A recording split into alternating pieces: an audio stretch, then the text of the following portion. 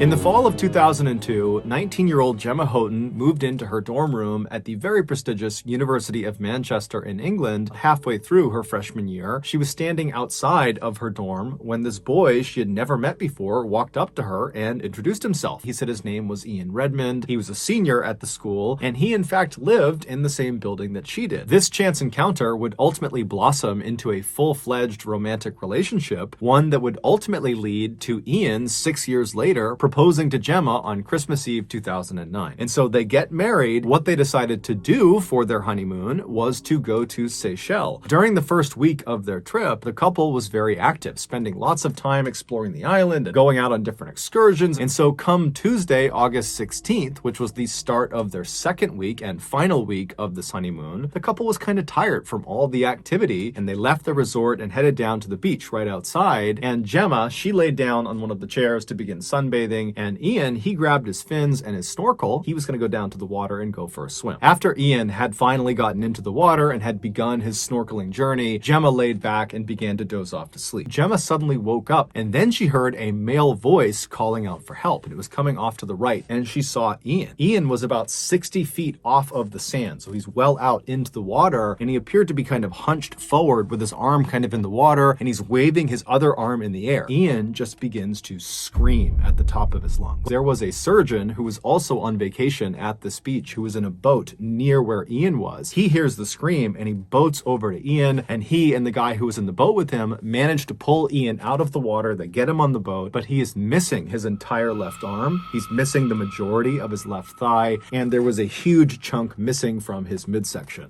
It would turn out Ian had been attacked by a bull shark, one of the most aggressive sharks in the world. The surgeon rushed Ian to the shore and pulled him out and got him onto the sand and began trying to save his life. Gemma had come running up the beach, and they don't really say much. It was like this horrible moment where all they could do was just be in the moment together. And so during this kind of silent acknowledgement, Ian would ultimately pass away. It would turn out over the past few weeks, there had been a rash of shark attacks at this beach, including one other fatal attack on another tourist. Because shark attacks in Seychelles were so unheard of, they believed this had to be the work of one rogue bull shark. The country had actually instituted a temporary ban on swimming at this beach and a few other beaches, but for whatever reason, the ban had not been communicated effectively to the tourists, nor had it been enforced on the tourists. And so Gemma and Ian had no idea the water was a dangerous place to be. Gemma would quickly return to England, and she would host her husband's funeral in the same church she and he had been married in 10 days earlier.